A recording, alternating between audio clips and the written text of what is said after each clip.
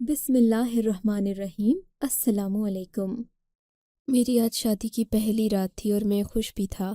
میری امی نے میری بیوی کی بہت زیادہ تعریفیں کی تھیں، کہا تھا کہ ایسی خاندانی عورت تمہیں پھر کہیں نہیں ملے گی، لیکن میں کیا جانتا تھا کہ یہ خاندانی عورت شادی کی پہلی رات ہی مجھے تارے دکھا دے گی۔ میں کمرے میں داخل کیا ہوا، اس نے گھونگھٹ سے ہی چیخنا چلانا شروع کر دیا۔ میں نے گھبرا کر جا کر اس کا گھونگھٹ پلٹا۔ مجھے دیکھ کر وہ مزید رونے لگی۔ کیا ہوا ہے؟ آپ ٹھیک تو ہیں؟ میں نے اسے آپ کہہ کر پکارا تو وہ اور زیادہ رونے لگی۔ میرے پیٹ میں درد ہو رہا ہے، میرا بچہ پیدا ہونے والا ہے، جلدی کریں، دائی کو بلائیں۔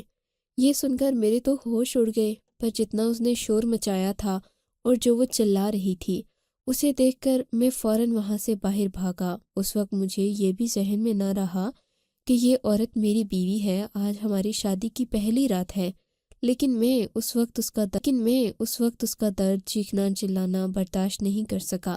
سو میں فوراً باہر آیا، لیکن اس سے پہلے کہ میں باہر آتا، ایک عورت کمرے کے اندر داخل ہوئی۔ اس نے کالے رنگ کے کپڑے پہن رکھے تھے، اس کے ساتھ 4-5 اور بھی لڑکیاں تھیں، پر وہ کافی نوجوان لگ رہی تھیں۔ انہوں نے میری بیوی کو اپنی جگہ سے اٹھایا، پھر اس کے اوپر ایک بڑی چادر ڈال دی تاکہ کوئی مرد اسے دیکھ نہ سکے، پھر اسے چارپائی نما اسٹریچر پر اٹھا کر وہاں سے باہر لے گئی۔ میں تو دیکھتا ہی رہ گیا تھا، یہ ہو کیا رہا ہے؟ جہاں تک مجھے پتا تھا میری بیوی ایک شریف اور خاندانی عورت تھی، پھر شادی کی پہلی ہی رات اسے بچہ کہاں سے پیدا ہو گیا؟ میں اپنی بیوی اور ان لڑکیوں کے پیچھے پیچھے گیا، پر انہوں نے باہر ایک گاڑی کھڑی کر رکھی تھی جس میں فوراً میری بیوی کو لٹایا گیا۔ اس سے پہلے کہ میں بھاگ کر گاڑی کے دروازے تک پہنچتا، گاڑی سٹارٹ کر کے سڑک پر دوڑ رہی تھی۔ میں بہت پریشان ہوا تھا۔ میں نے آس پاس عورتوں کی طرف دیکھا، باقی ہکے بکے کھڑے تھے۔ شادی میں آئی عورتیں باتیں کرنے لگیں کہ یہ کیا بات ہوئی، یہ دلہن شادی کی پہلی ہی رات ہسپتال کیوں جا رہی ہے؟ میں بھی باہر دولہا بنا کھڑا تھا، کسی کا شک مجھ پر بھی نہیں جا سکتا تھا۔ اب میں کسی کو کیا جواب دیتا کہ کیا سانحہ ہو گیا ہے میرے ساتھ؟ میں بھی ایک خاندانی اور شریف مرد تھا، مجھے اپنی بیوی کی سرعام بے عزتی نہیں کرنی تھی، اسی لیے میں خاموش ہو گیا۔ میں نے ان عورتوں کے سامنے ایک لفظ بھی نہیں کہا، کیونکہ میری بیوی ایک اونچے خاندان سے بیاہ کر آئی تھی، ایسے میں اس کی عزت نیلام نہیں کر سکتا تھا۔ تبھی میں اپنے کمرے میں گیا، غصے سے میرے ہاتھ پاؤں کانپ رہے تھے۔ میں نے سوچا کہ میں اپنے ماں باپ کو یہ بات بتاؤں، پر اس سے زیادہ ضروری اور قصوروار تو لڑکی کے والدین تھے، جنہوں نے ایک حاملہ عورت کے ساتھ مجھے بیاہ دیا۔ کیا میرے اماں ابا کو بھی اس کی یہ بات نظر نہیں آئی؟ میں دل میں سوچنے لگا۔ تبھی میں نے اپنی بیوی کے رشتہ داروں کو فون ملایا۔ اس کے ابا نے کال اٹھائی تو میں نے ان سا کرنے کی بجائے دھیرے انداز میں یہ بات کہی۔ میں نے کہا، انکل، آپ کی بیٹی کے ساتھ تو دائیاں ہسپتال لے کر اسے چلی گئی ہیں اور میں یہاں پر بیٹھا اپنی بے عزتی کا ماتم کر رہا ہوں۔ اگر آپ کی بیٹی کسی اور کے ساتھ چکر چلا رہی تھی، کم از کم آپ مجھے بتا تو دیتے۔ وہ کہنے لگے کہ تم پاگل تو نہیں ہو گئے، کیسی بکواس کر رہے ہو، میری بیٹی بالکل ٹھیک ٹھاک تھی، ایسا ہو ہی نہیں سکتا۔ لیکن ابھی وہ بات کر ہی رہے تھے کہ پیچھے سے ان کی بیوی آئی اور کہنے لگی کہ یہ ٹھیک کہہ رہا ہے۔ یہ بات سن کر ان کے تو جیسے آواز کانپنے لگی تھی۔ انہوں نے فوراً فون بند کر دیا۔ اب مجھے بھی یقین ہو گیا تھا کہ میری بیوی کسی اور کے ساتھ امید سے تھی اور مجھے ان لوگوں نے صرف اور صرف بیوقوف بنایا۔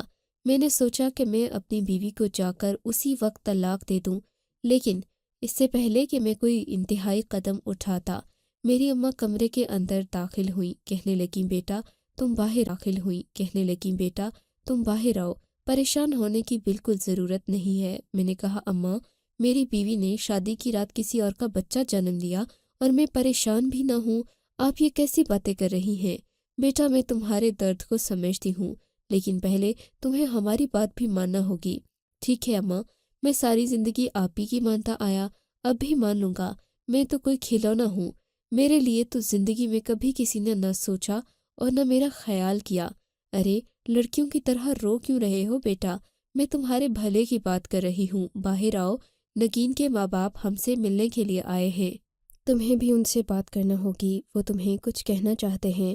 امی، میں ان لوگوں سے کیا بات کروں؟ اب وہ روایتی ماں باپ کی طرح میرے پاؤں پکڑ کر یہی کہیں گے کہ ہماری بیٹی کی عزت رکھ لو، اس کی خطا کو معاف کر دو۔ وہ ہماری اکلوتی بیٹی ہے وغیرہ وغیرہ۔ آپ بتائیں، شوہر ہونے کے ناطے میرا کیا حق بنتا ہے تو جس کا وہ بچہ پیدا کر رہی ہے؟ ہوش میں آؤ بیٹا، ایسی کوئی بات نہیں ہے۔ فی الحال کے لیے جو تمہارے ابو کہہ رہے ہیں وہی کرو۔ کیا چاہتے ہیں ابا؟ میں نے اماں سے پوچھا۔ ابا یہ چاہتے ہیں کہ تم اس لڑکی کے پاس جاؤ ہسپتال میں، اور وہاں جا کر سب سے پہلے تم اپنی بیوی کا حال چال پوچھو، پھر جو بچہ اس کے پاس پڑا ہوگا اسے اٹھا کر گلے لگاؤ، اسے چومو اور اسے اپناؤ سب کے سامنے۔ امی آپ ہوش میں تو ہیں؟ آپ لوگ میرے ماں باپ ہیں یا دشمن؟ میں جا کر ایک اور انسان کے، کسی اور شخص کے بچے کو گلے لگاؤں، اسے اپناؤں؟ یہ ہو نہیں سکتا۔ میں نے کہا بیٹا ہم جو کہہ رہے ہیں تمہیں وہ کرنا پڑے گا، تمہیں ہماری قسم ہے۔ اماں ابا دونوں ہی آ گئے۔ اور تمہیں ابھی جانا ہوگا، اگر تم یہ کر لو گے بیٹا، گھر آؤ گے تو میں تمہیں ساری بات بتا دوں گی، تم جیسا کہو گے میں ویسا ہی کروں گی، اور تمہاری ہر بات پر ہمیں کوئی اعتراض نہیں ہوگا۔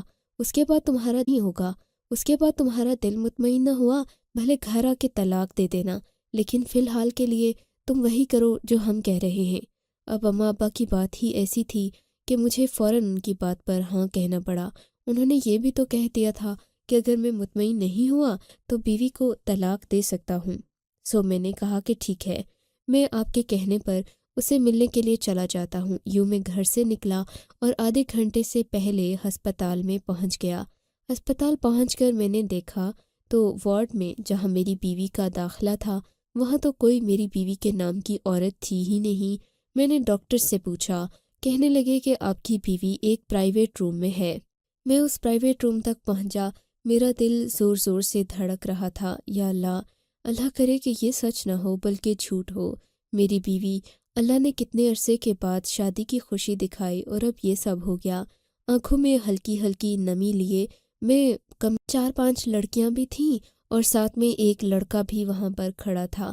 لڑکا کچھ زیادہ خوبصورت نہیں تھا، معمولی سی شکل و صورت تھی، جبکہ اسے دیکھ کر لگتا تھا کہ وہ بہت ہی چالاک اور شاطر ہے۔ مجھے دیکھتے ہی وہ چوکنا ہو کر کھڑا ہو گیا۔ تم کون ہو بھائی؟ میں نے اندر جاتے ہی پوچھا۔ میں اس بچے کا باپ ہوں۔ میری بیوی کے پہلو میں پڑا بچہ دیکھ کر میرا خون کھول اٹھا، پر اماں ابا نے اپنی قسم دے کر کہا تھا کہ جو ہم کہہ رہے ہیں وہی کرنا۔ آپ کا بچہ کیسے ہوا؟ یہ لڑکی میری بیوی ہے تو بچہ بھی میرا ہوا۔ میں نے کہا تو وہ آدمی شاطرانہ انداز میں مسکرا کر بولا، اچھا یہ کیسے ہو گیا؟ اتنا پیار ایک ہی رات میں؟ میری بیوی نے ضرور نگین نے آپ پر کوئی جادو کیا ہوگا۔ یہ کہہ کر وہ مسکرانے لگا اور پھر اس نے مجھے دھکا دے کر کمرے سے باہر نکالنے کی کوشش کی۔ میں کمرے کے باہر آ کر کھڑا ہو گیا۔ اس صورتحال سے کیسے نپٹوں سوچنے لگا کہ امی ابا کو فون کر کے ساری صورتحال بتا دیتا ہوں کہ محترمہ کا عاشق اپنا بچہ لینے کے لیے بھی آ گیا ہے۔ لیکن پھر مجھے اماں کی قسمیں یاد آ گئیں۔ میں واپس کمرے میں آیا۔ میں نے کہا اگر یہ بچہ آپ کا ہے تو آپ اسے لے جائیے، میں اپنی بیوی کو واپس اس کے گھر لے کر جاؤں گا، کیونکہ میری بیوی ہے، میری عزت ہے۔ میں نے نکاح کیا ہے اور نکاح کا رشتہ اتنا کمزور نہیں ہوتا کہ اسے ایک جھٹکے میں توڑ دیا جائے۔ ویسے بھی میں اپنی بیوی سے بہت محبت کرتا ہوں۔ میری بات سن کر اس کا رنگ فک ہو گیا۔ ایک لمحے کے لیے وہ جیسے اس دنیا میں رہا ہی نہ ہو، پھر غصے میں باہر چلا گیا۔ وہ پاؤں پٹک رہا تھا۔ میری بیوی کی آنکھوں سے آنسو نکل رہے تھے۔ میں نے اس بچے کو اٹھا کر دوسری طرف رکھا تھا جہاں پر ایک آیا کھڑی تھی۔ میں نے اس سے کہا کہ تم یہ بچہ اپنے پاس ہی رکھو، میری بیوی فی الحال اسے سنبھال نہیں سکتی، کل پرسوں آ کر دیکھیں گے کہ اس بچے کا کیا کرنا ہے۔ وہ جی بہتر کہہ کر سر ہلاتی وہاں سے نکل گئی تھی۔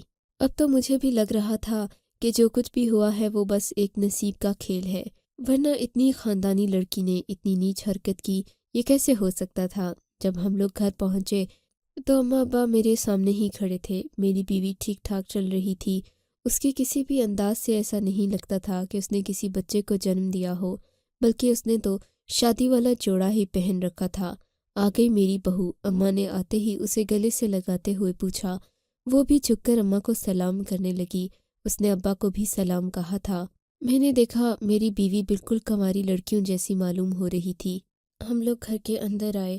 میری بیوی کو اماں نے بہت اچھے سے اپنے پاس بٹھایا۔ مجھے اماں ابا سے اس وقت بہت نفرت ہو رہی تھی کہ شاید اماں ابا امیر بہو کے لالچ میں آ کر اس کے ساتھ بلا وجہ کا اچھا رویہ اختیار کر رہے ہیں، جو کہ ان کو کرنا بھی نہیں چاہیے۔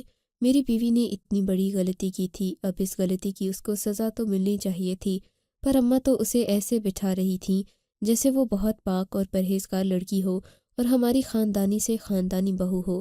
میں یہ بات بہت اچھی طرح سے سمجھ رہا تھا کہ اماں ابا کو میری بیوی کے ساتھ آئے جہیز سے بھی مطلب ہے۔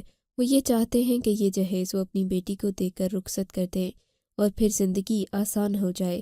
میری خوشی اور میری زندگی کا سوال ہے، وہ ان کو نظر نہیں آ رہا۔ مجھے بہت عجیب لگ رہا تھا کہ تبھی ہمارے گھر میں ایک اور عورت داخل ہوئی۔ اس عورت کے ساتھ ایک آدمی بھی تھا جسے دیکھ کر میں حیران ہو گیا۔ یہ دونوں میاں بیوی لگ رہے تھے۔ میری بیوی نے بتایا کہ یہ میری بہن اور بہنوئی ہیں۔ انہوں نے ہاتھ میں بچہ اٹھا رکھا تھا۔ آتے ہی میری بہن کو چوما، پیار کرنے لگی اور بولی، میری بہن، تمہارا بہت بہت شکریہ، تم نے مجھ پر بہت بڑا احسان کیا ہے، میں زندگی بھر تمہارا یہ احسان نہیں بھولوں گی۔ بچا لیا اور اس کا ذریعہ تم کو بنایا۔ اگر یہ بچہ نہیں ہوتا تو آج میں طلاق لے کر گھر آ جاتی۔ اس نے شکوہ کناں نظروں سے اپنے شوہر کی طرف بھی دیکھا۔ ایسی تو کوئی بات نہیں ہے، بس یہ بلا وجہ کی باتیں نہ کیا کرو تم۔ وہ ناراض ہو کر بولا تھا، پر وہ بھی خوش لگ رہا تھا۔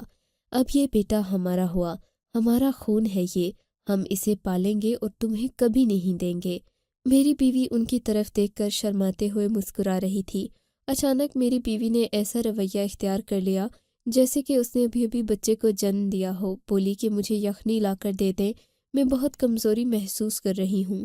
نگین کی بات سن کر اماں فوراً اٹھ کھڑی ہوئیں۔ ہاں ہاں، کیوں نہیں، میں اپنی بہو کو ابھی جا کر گرم گرم یخنی لا کر دیتی ہوں۔ آخر میری بہو نے اتنا خوبصورت بیٹا جو جنم دیا ہے۔ اماں یہ کہہ کر کچن میں چلی گئی۔ میرا خون پھر سے کھولنے لگا۔ یہ اماں کو ہو کیا ہے، پیسے کے پیچھے بالکل پاگل ہو گئی ہیں، خاندانی اقدار بھی بھول گئی ہیں۔ میں بھی اماں کے پیچھے پیچھے کچن میں آ گیا۔ میں نے کہا، اماں آپ کا دماغ تو خراب نہیں ہو گیا؟ حرام کا بچہ پیدا کرنے پر آپ اسے بہو بہو کہہ رہی ہیں، اور خون اولاد، یہ کیا تماشا ہے؟ آپ نے مجھے کہا تھا کہ جب میں آؤں گا تو آپ مجھے ساری بات بتائیں گی۔ ہاں ہاں بیٹا بتاؤں گی، میں کون سا بھاگ رہی ہوں، تم تھوڑا صبر کرو، ان لوگوں کو جانے دو، میں تمہیں ساری بات بتاتی ہوں۔ وہ بات جاننے کے بعد اگر تمہارا دل مطمئن نہ ہوا تو ان کے پیچھے پیچھے اپنی بیوی کو بھی بھیج دینا۔ اچھا ٹھیک ہے۔ میں اپنے دانت پیس کر رہ گیا تھا، 1-2 گھنٹے کی مزید بات تھی، پھر بیوی کا فیصلہ بھی ہو جانا تھا۔ میں نے خاموشی اختیار کر لی۔ باہر آیا تو سب لوگ میری بیوی کو بڑی اچھی نظر سے دیکھ رہے تھے، جیسے اس نے کوئی کارنامہ کر دیا ہو۔ مجھے سمجھ نہیں آتی تھی کہ میں زندگی میں کیا غلطی کر بیٹھا ہوں جس کی وجہ سے اتنا بڑا عذاب میرے سر پر پڑ گیا ہے۔ اس بچے کی طرف دیکھ کر مجھے گھن آ رہی تھی۔ خیر وہ لوگ تقریباً 15-20 منٹ کے بعد وہاں سے نکل گئے۔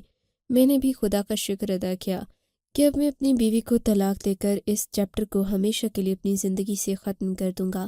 پر پھر اماں نے جو کچھ مجھے سنانا شروع کیا اس نے میرا دل نرم کر دیا۔ بیٹا ہماری بات غور سے سنو، اماں نے مجھے اپنے سامنے بٹھاتے ہوئے کہا۔ ان کی بہو یعنی میری بیوی نگین بھی ہمارے سامنے ہی بیٹھی ہوئی تھی۔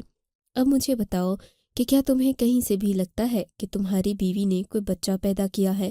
میں نے اس کی طرف غور سے دیکھا۔ اماں مجھے کیا پتا، گنہگار کو ہی پتا ہوتا ہے کہ اس نے کیا گناہ کیا ہے۔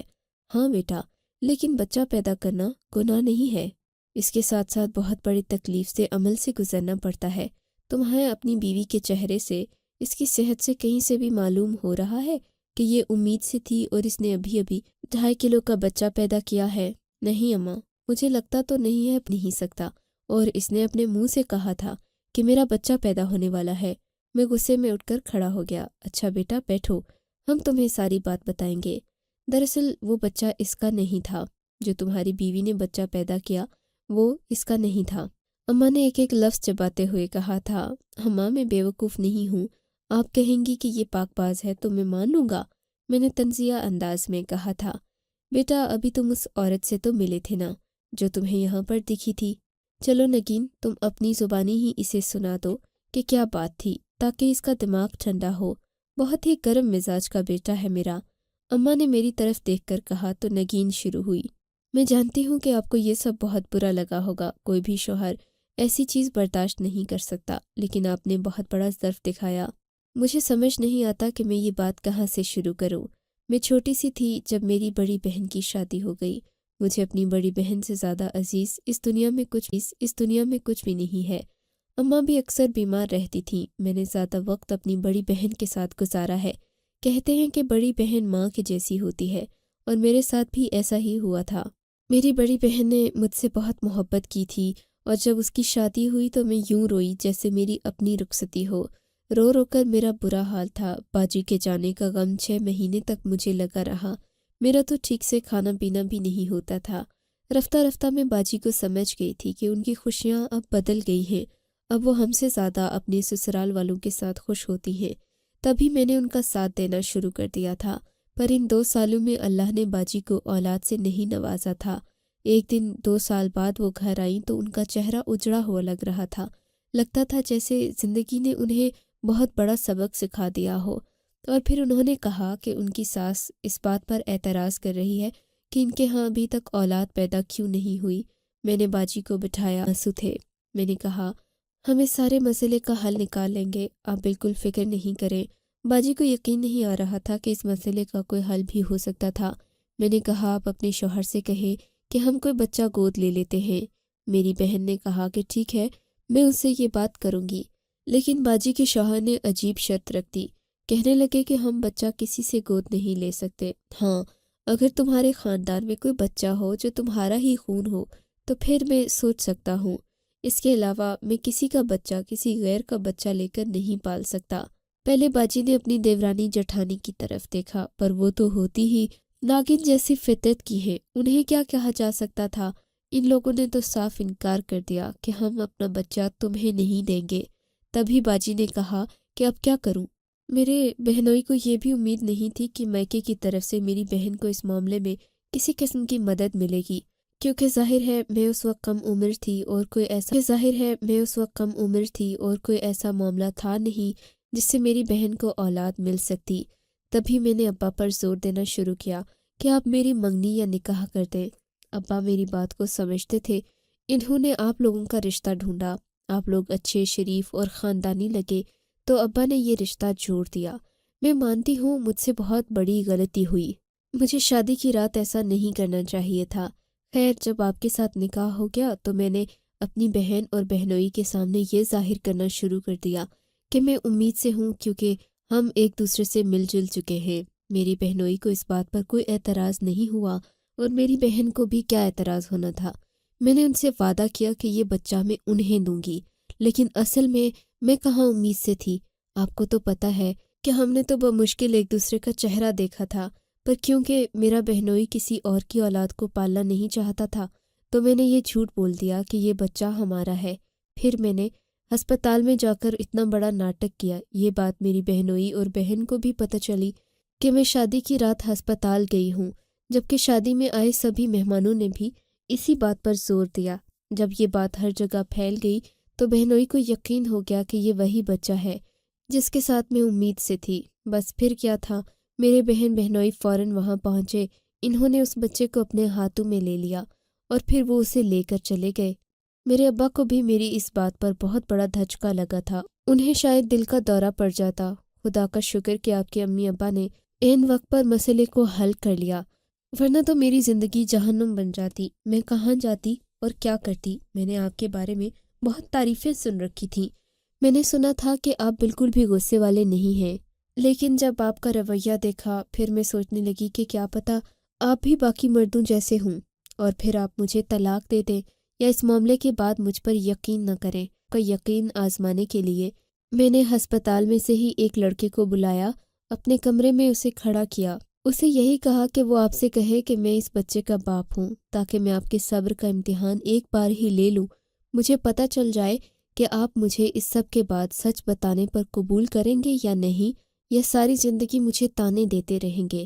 اس لیے میں نے چھوٹا سا امتحان آپ کا بھی لیا، ورنہ مجھے کیا ضرورت تھی خود پر اتنا بڑا الزام لینے کی۔ اب اگر آپ نے مجھے معاف کر دیا ہو تو ہم اپنی زندگی نئے سرے سے شروع کر سکتے ہیں، ورنہ میں آپ کے کسی بھی فیصلے کے لیے تیار ہوں۔ میری بیوی نے سر جھکا لیا۔ مجھے غصہ تو بہت آیا تھا، لیکن ہسپتال میں موجود اس لڑکے نے جو کچھ کہا تھا وہ مجھے کچھ گڑبڑ لگ رہی تھی۔ میں نے اپنی بیوی سے اس وقت تو کچھ نہیں کہا۔ ہسپتال میں جا کر میں نے اس لڑکے کی تفتیش کروائی۔ پتہ چلا کہ وہ تو وہیں پر ہوتا ہے، کبھی اس کا کسی لڑکی کے ساتھ چکر نہیں رہا، نہ اسی حرکتوں میں ملوث ہے۔ مجھے اپنی بیوی پر یقین آ گیا۔ اس کے بعد میں نے نئے سرے سے زندگی شروع کی۔ اب ماشاءاللہ ہماری اپنی ایک اولاد ہو چکی ہے۔